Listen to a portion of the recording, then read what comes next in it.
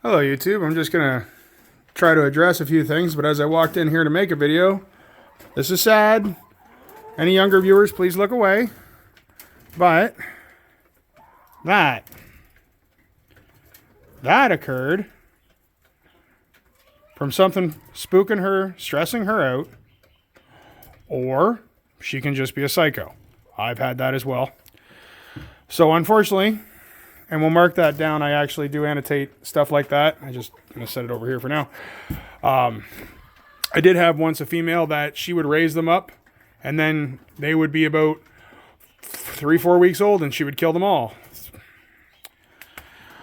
The easiest way I can explain it is, you know how there's people you meet and go, you are not good parents? That can happen in the animal world too. So that's the first time she's ever done something like that. So we're just going to call it a fluke. But that is something, that's a trait, that can be a trait, sorry, in animals. So you do want to keep an eye on that. And, you know, if that continues, they get turned into a hamburger. But what I am going to show you a few other things about the housing. I did want to point out about these mats. The reason I have those is it's just a little break for their feet. It's a little nicer for them to stand on. And they got little clips on them that supposedly you can latch them in and they stop them from moving them around. But what I've found is just throw them in there because the rabbits will figure out ways to move them around. Anyways, these mats are not so big for the breed that I have, the New Zealand's. I don't have the foot problems. And also, I did make sure the breeder I got these from, I talked to him quite extensively about foot problems. Californians, they're also considered an albino, and they're also a really popular meat breed. They're an albino, but they're the ones with the black ears. But they're still considered albino because of the eyes. But they are notorious for bad feet. I actually had one lot. I did have a separated line of Californians when I was doing the large breeding, and I actually 3 years, and I pretty much bred out all foot problems, but as I say, I spent a lot of time doing it. Anyways, some of the things I wanted to show you, you especially, Anthony, when you were saying you're going to collect stuff up to make these. This wire, it's a heavier wire. I could not tell you the gauge of it right now, but you see how it's the 1 by half. You need something at least that tight. You don't want the like half by half square, because most of the time that's more of a hardwire cloth, and you don't want that. You actually want wire. But this is about the proper size that their manure will still slide through. And it doesn't hurt, like it's space good enough that they don't have problems walking on this. I've seen guys put in, instead of these mats, they put in chunks of plywood, which is fine. You just got to realize that you can't disinfect plywood like you can with the plastics. You can bleach the wood, leave it in the sun for a few days, and that will make a huge difference, but after a while, it'll just kind of suck in there. If you are going to use any plywood in your cages, I suggest actual plywood, not that particle board or chipboard or anything like that. And another thing that guys do quite often is, and I've done it before too, where you just throw end cuts of just chunks of 2x4 in there. Gives them something to mess with. They slide it around the pen. They chew on it. I've hung them from wires before just to give them something to smack around. But the other thing Anthony was asking about was about breeding specifically. If you could just bring in a male for purposes of breeding, like they do stud services for cattle and goats and so on, and that is an option if you know a breeder close by.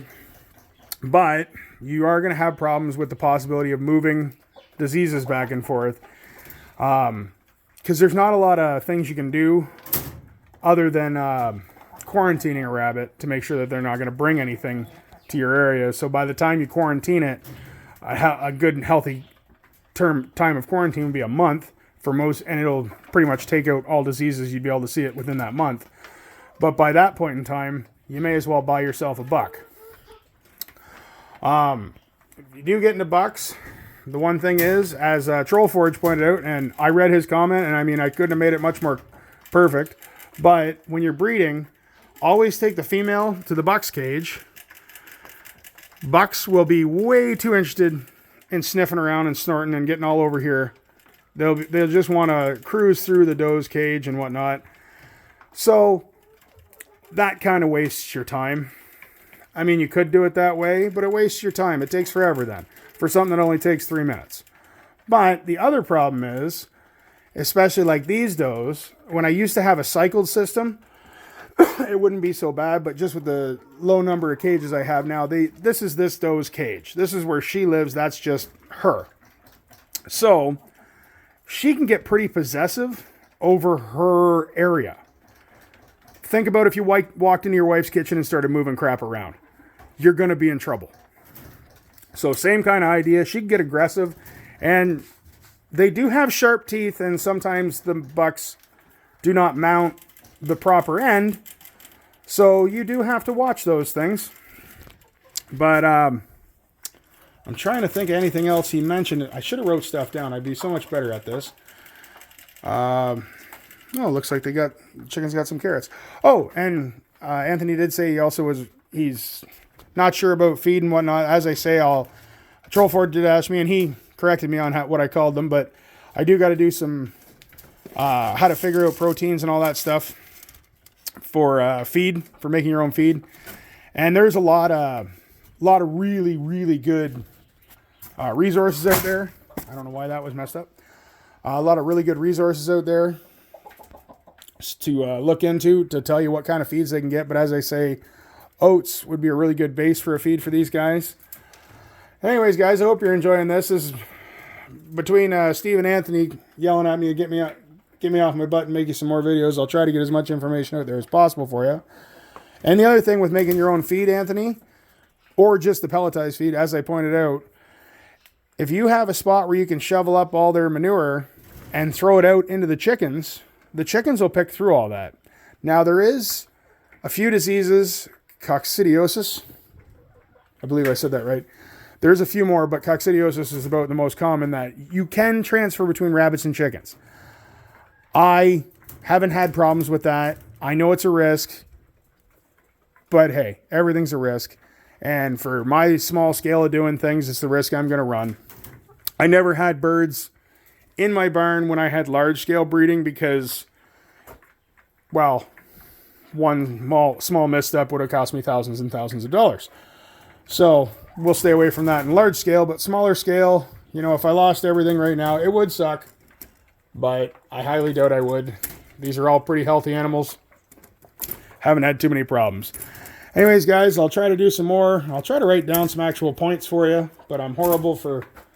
if you've watched any of my videos before, I do all my videos pretty much on the fly, and if something's itching in the back of my head, that's when I go to answer it. So anyways, guys, thanks for watching, and have a good night. Bye.